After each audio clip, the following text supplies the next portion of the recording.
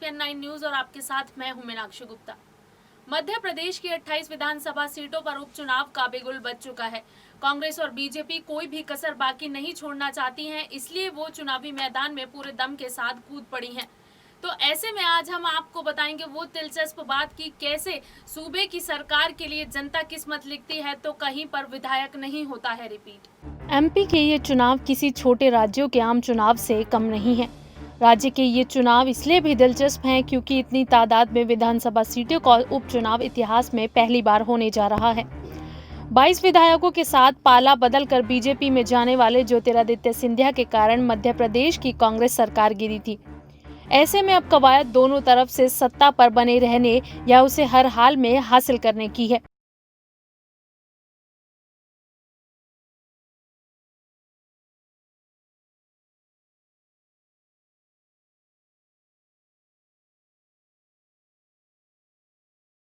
इन चुनावों में सीएम शिवराज सिंह चौहान, पूर्व मुख्यमंत्री कमलनाथ और ज्योतिरादित्य सिंधिया की साख दांव पर लगी है। कमलनाथ को यह साबित करना है कि उनके 15 महीने का कार्यकाल शानदार था और उनके साथ धोखा हुआ है। वहीं मुख्यमंत्री शिवराज सिंह चौहान, ज्योतिरादित्य सिंधिया और पूरे बीजेपी को ये साबित करना है कि कांग्रेस सरकार कमलनाथ के रवैये के कारण गिरी थी, क्योंकि उनके अंदर नेताओं के बीच आपसी तालमेल ही नहीं था। चुनावी मैदान फतेह करने के लिए बीजेपी ने 28 विधानसभा सीटों के अपने सभी उम्मीदवार घोषित कर दिए और जबकि कांग्रेस ने ब्यावरा छोड़कर सभी 27 सीटों पर अपने महारथी मैदान में उतार दिए हैं। यही वजह है कि कांग्रेस राज्य में बार बार ज्योतिरादित्य सिंधिया को घेरने में लगी है। कभी गैर कानूनी रूप से सरकारी जमीन पर कब्जा कर बेचने का आरोप लगाकर तो कभी किसी और बहाने कांग्रेस सिंधिया को अपने निशाने पर लेती है। अब चुनाव होने हैं तो राज्य में आरोप प्रत्यारोप का सिलसिला तो जारी रहेगा ही। एमपी में होने वाले ये चुनाव पार्टी परख होने के बजाय व्यक्ति परख होंगे। दांव पर तीनों नेताओं की क्षमताएं सबसे अधिक होंगी, जिसमें कमलनाथ, ज्योतिरादित्य सिंधिया और शिवराज सिंह चौहान शामिल हैं। प्रत्याशी पर सबसे अधिक दारोमदार होगा।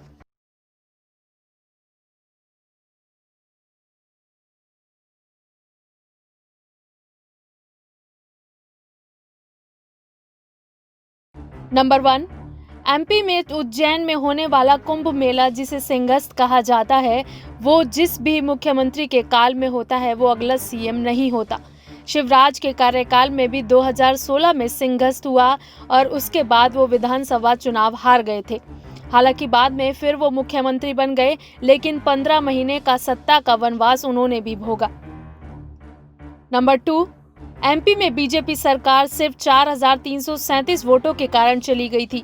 सूबे की 10 विधानसभा सीटें ऐसी थी जहां जीत और हार का अंतर महज 1,000 या उससे कम वोट ही रहे। नंबर 3, क्या इस बार भी नोटा कांग्रेस को मदद करेगा? ये सवाल भी बड़ा है क्योंकि पिछले विधानसभा चुनाव में कांग्रेस को नेपानगर, ब्यावरा और सुहासरा सीटें नोटा के कारण ही मिल पाई। नंबर 4, यूं तो विधानसभा चुनाव 5 साल में एक बार होते हैं, लेकिन मुंगावली ऐसी विधानसभा सीट है जहां बीते 3 सालों के दौरान हर साल विधानसभा चुनाव हुए हैं।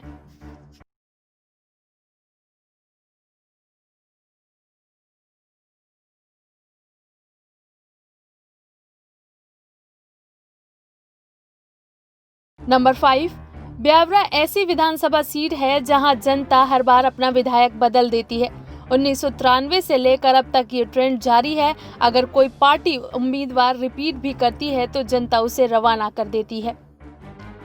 नंबर 6, इस बार विधायक का चुनाव लड़ रहे फूल सिंह बरैया, हरिवल्लभ शुक्ला, इंदल सिंह कसाना, अजब सिंह कुशवाहा और राम प्रकाश राजौरिया ये कुछ ऐसे नेता हैं जिन्हें घोषित दल बदलू कह सकते हैं।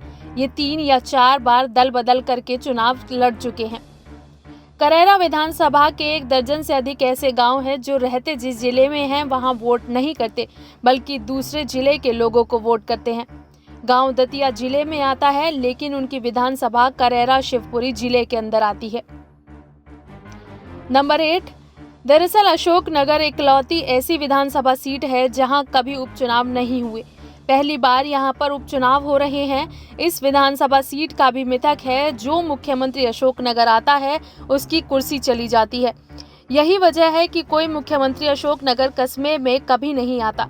कुछ साल पहले शिवराज सिंह चौहान ने जब वहां के कलेक्ट्रेट का लोकार्पण किया था तो उस कस्बे की सीमा से बाहर ही रिमोट के जरिए किया था।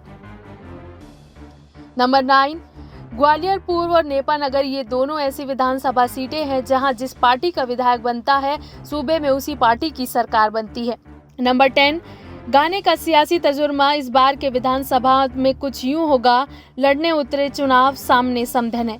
इस चुनाव में डबरा से बीजेपी प्रत्याशी इमरती देवी, कांग्रेस उम्मीदवार सुरेश राजे की समधन है। बता दें कि राज्य में उपचुनाव को लेकर बीजेपी और कांग्रेस विधानसभा सीटों पर अपने प्रत्याशियों का भी ऐलान कर चुकी है। बीजेपी ने सिंधिया समर्थकों को ज्यादा से ज्यादा सीट देने का दाव चला है।